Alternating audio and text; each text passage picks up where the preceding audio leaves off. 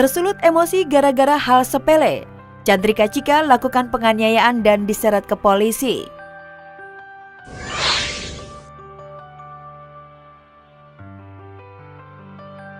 Chandrika Chika sepertinya tak kapok berurusan dengan polisi. Setelah ditangkap karena penyalahgunaan narkoba, selebgram dan presenter yang kesohor lewat video tarian Papi Chulo itu disebut-sebut dilaporkan ke polisi oleh mahasiswi berinisial YB karena diduga melakukan penganiayaan di kawasan SCBD Kebayoran Baru, Jakarta Selatan, Kamis pagi kemarin. Tanggal 14 Desember 2024, ada seorang perempuan datang ke Polres Metro Jakarta Selatan melaporkan kejadian yang menimpanya. Yang terlapor adalah CC. Laporan penganiayaan yang diduga dilakukan Chandrika Chika dipicu hal sepele. Saat itu, Chika dan YB berpapasan dan beradu pandang. Merasa tidak nyaman, Chika pun tersulut emosinya lalu menyerang YB. Sementara itu, jejaring media sosial kemarin malam ramai beredar foto YB, sang pelapor sekaligus korban, serta sebuah video CCTV yang memperlihatkan peristiwa penganiayaan yang diduga dilakukan oleh Chika. Ya, sebetulnya salah paham, ya. Itu adalah salah paham, saling melihat dan saling pandang.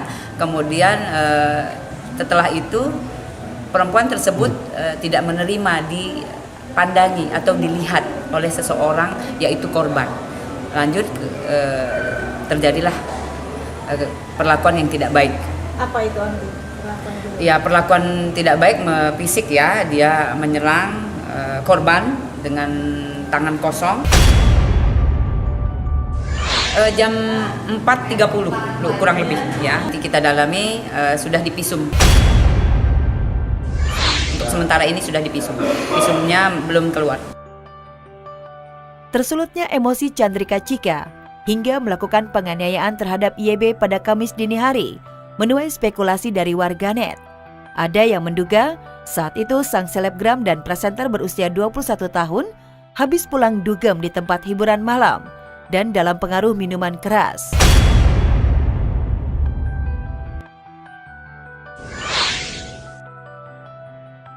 Meski dilaporkan ke polisi, Chandrika Chika belum mendapat panggilan dari penyidik Polres Metro Jakarta Selatan.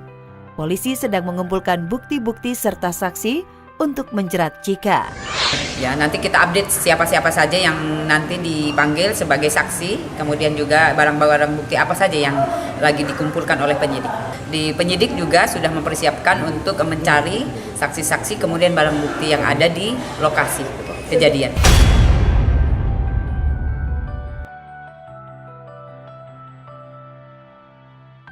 Dicekam ketakutan akibat kasus penipuan berlian, Reza Artamevia mengadu ke DPR.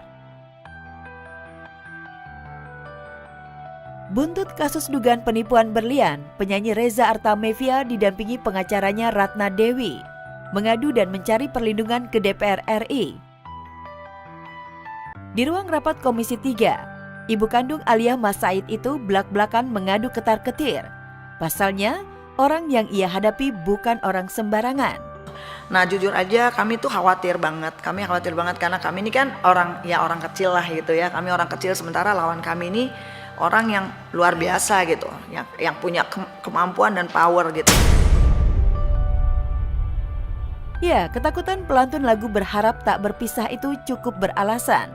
Pasalnya, ia pernah 2 kali mengalami getirnya mendekam di balik jeruji besi. Akankah kasus dugaan penipuan berlian bernilai puluhan miliar rupiah menyeret Reza kembali masuk penjara untuk yang ketiga kalinya? Entahlah, satu hal yang pasti, Reza sudah dilaporkan ke Polda Metro Jaya oleh mantan rekan bisnisnya dari Malaysia. Kita kasih keterangan gitu kepada Mabes, tiba-tiba maghrib tanggal 15 itu berita tuh udah keluar dari Polda, dari Kabid Humas Polda, ada pelaporan, saya dilaporkan di situ di Jatanras gitu, melakukan penipuan penjualan berlian palsu. Saya merasa bahwa ini kok kayaknya timpang banget ini kok, jadi kebenaran kita kok jadinya tidak dilihat gitu loh. Saya khawatir tidak dilihat, tapi tetap saya menganggap harusnya kepolisian ini bisa bersikap objektif dan profesional. Sampai saat ini, kasus berlian palsu yang ditudingkan ke Reza Artamevia masih bergulir panas di Bareskrim Polri. Lantas benarkah melihat sang mama mertua terbelit kasus dugaan penipuan berlian dan terancam hat-trick masuk bui? Thorik Halilintar tak tinggal diam dan siap sekuat tenaga mengembalikan uang 18,5 miliar yang sudah dipakai Reza Artamevia. Kita ini berat gitu ya, kita berat. Saya nggak mau banyak bicara karena kita kan harus menggunakan azas praduga tak bersalah gitu kan. Karena kami juga sangat menjaga hubungan baik dengan beliau berdua gitu.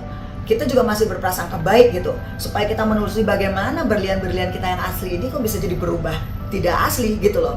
Nah itu dan satu hal lagi di sini, saya tidak mungkin lah, insya Allah gitu ya, demi Allah demi Rasulullah, ini menggunakan nama baik saya gitu. Dan udah gitu mana mungkin saya menjual atau melakukan transaksi dengan orang dengan cara menggadaikan nama baik saya, melepas barang palsu kepada orang yang juga punya toko berlian. Terus terang ini menyangkut kredibilitas nama baik saya dan rasa-rasanya hina sekali ya kalau saya melakukan sebuah penipuan di usia saya yang sudah 51 tahun ini gitu. Sandrina Michelle kabur dari rumah, buntut nggak akur dengan ibunda. Nih, masih tergores luka hati saya. Ingat itu.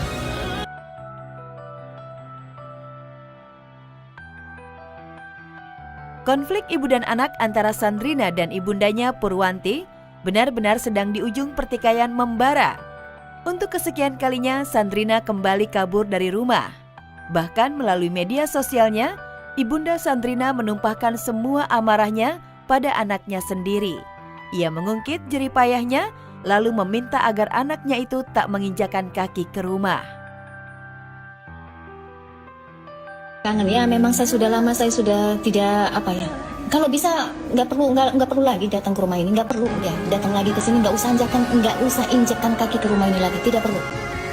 Bila perlu jangan pernah injakan kaki ke rumah ini lagi, karena itu udah pilihannya dia, itu yang terbaik buat dia. Semua bermula dari Sandrina tak menggubris nasihatnya sejak berpacaran dengan kekasihnya Robert Junior yang usianya terpaut 7 tahun. Gak hanya itu, Purwanti akhirnya juga mengungkit jika dirinya yang mengandung dan turut andil dalam kesuksesan Sandrina di dunia hiburan. Gak perlu kamu mengingat wajah seorang ibu yang pernah mengandung kamu, yang pernah membesarkan kamu, yang pernah di lokasi 24 jam ngerawatin kamu, yang pernah nyuapin kamu, yang pernah jagain kamu. Gak perlu.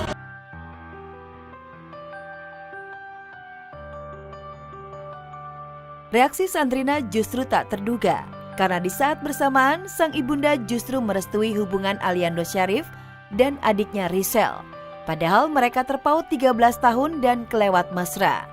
Mirisnya, tidak hanya merestui, bahkan menyambut Aliando kala masak-masak berdua dengan Rizal di rumah. Percobaan ya, kita cobain masak-masakan hari ini.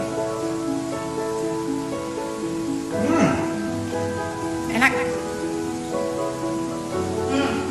Enak ya? Oke.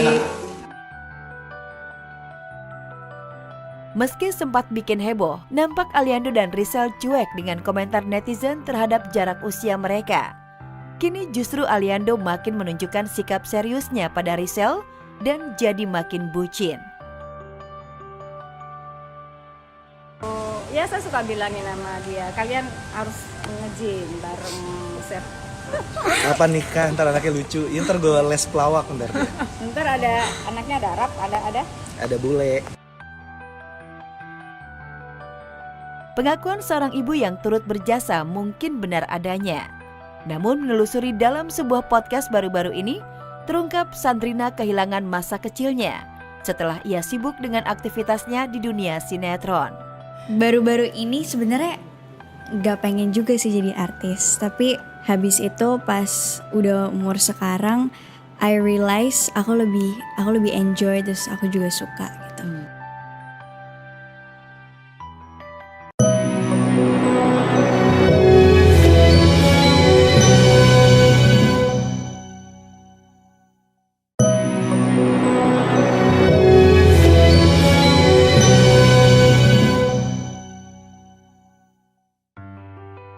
miliaran, Ricis nggak gengsi belanja di pasar murah.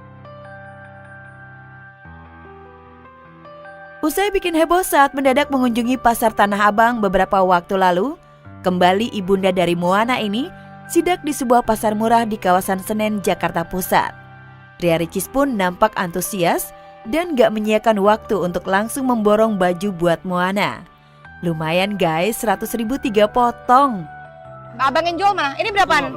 35 aja kan. Oh, ih lucu ya. 3 potong. Yang untuk 1 tahun nggak ada kakak? 103 guys. Ayo kita. Labubu. Ih, Mona suka banget labubu. Ricis memang ada aja gebrakannya. Selagi sibuk memilih corak baju untuk Moana, toko pasar murah yang dikunjungi Ricis langsung ramai. Baik yang beli atau ada yang sengaja meminta foto.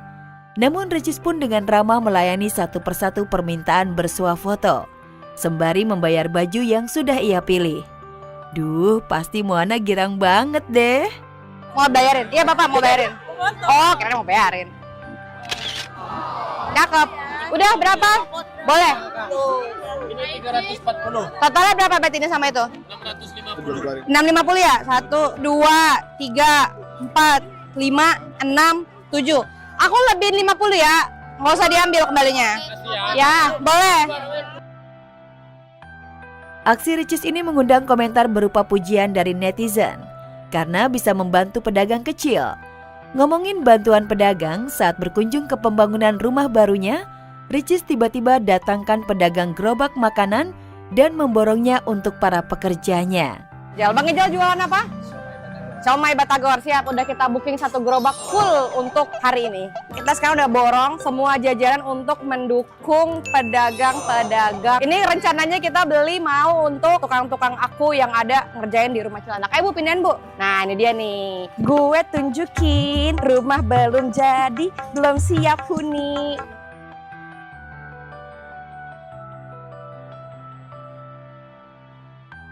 Iis Dahlia bercanda dengan suami, netizen malah persoalkan adabnya. Maksud hati ingin menunjukkan interaksi keluarganya kepada warganet, Iis Dahlia malah dijulitin netizen. Ya, dari video yang diunggah, mulanya Iis Dahlia terlihat menggoda Devano Danendra, anak bungsunya. Karena pedangdut bergaya bicara ceplas-ceplos ini, dalam waktu dekat akan berangkat ke Korea Selatan untuk melakukan perawatan wajah. Ini liatin mama dulu sebelum mama pergi ke Korea loh. Hah? Udah dilihat belum muka emaknya cantik, nanti pulang cantik banget. Hah? Siapa sih emaknya lah. Doain ya dek. Di tengah pembuatan video bersama Devano, tiba-tiba suami Iis Dahlia, Satrio Dewandono, muncul dan ikut nimbrung bersama istri dan putranya. Mengetahui itu, Isda merasa terganggu dengan perilaku sang suami, lalu berseloroh lewat ucapan bernada guyon diiringi dengan tawa. Siapa sih emaknya lah. Doain ya dek. Apaan sih papa? Papa nih kepo deh hidupnya sama mamanya. Ini nanti papa, dia mukanya najis banget nih. Gue gak demen sama lu pa, bye.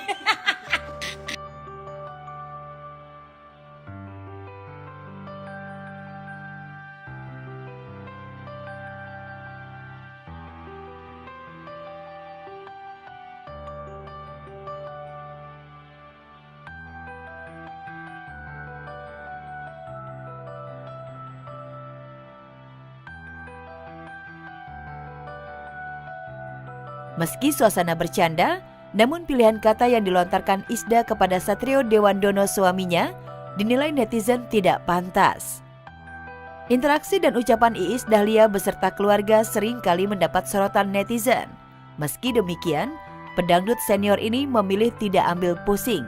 Bagi Isda, nyinyiran dan julitan netizen merupakan resikonya sebagai artis.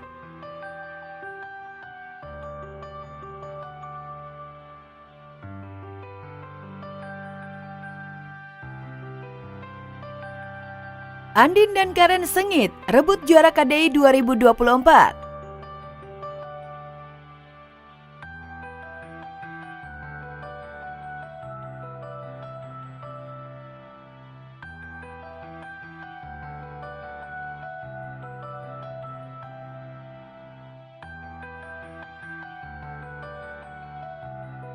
Dua finalis KDI, Karen dan Andin, bersaing ketat memperebutkan juara 1 bintang KDI 2 dekade. Dengan suara khas rock dut Karen dan kualitas suara khas dangdut klasik Andin, benar-benar membuat persaingan juara semalam berlangsung ketat. Di atas panggung megah grand final, Andin dan Karen sama-sama menampilkan pesona bintang.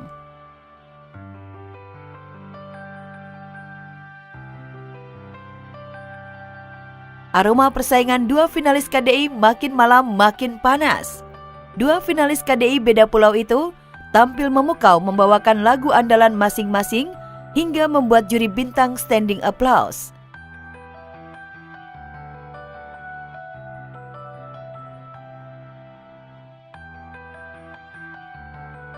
Andin maupun Karen, mereka anak-anak sekarang dengan bantuan yang musik yang begitu juga mendukung, jadi mereka bisa improv. Nah, dan saya lihat improvisasi mereka cukup manis. Dan akhirnya, setelah menyuguhkan penampilan terbaik, Andin Ketapang ditasbihkan sebagai juara KDI 2024 dan berhasil membawa total hadiah 350 juta rupiah.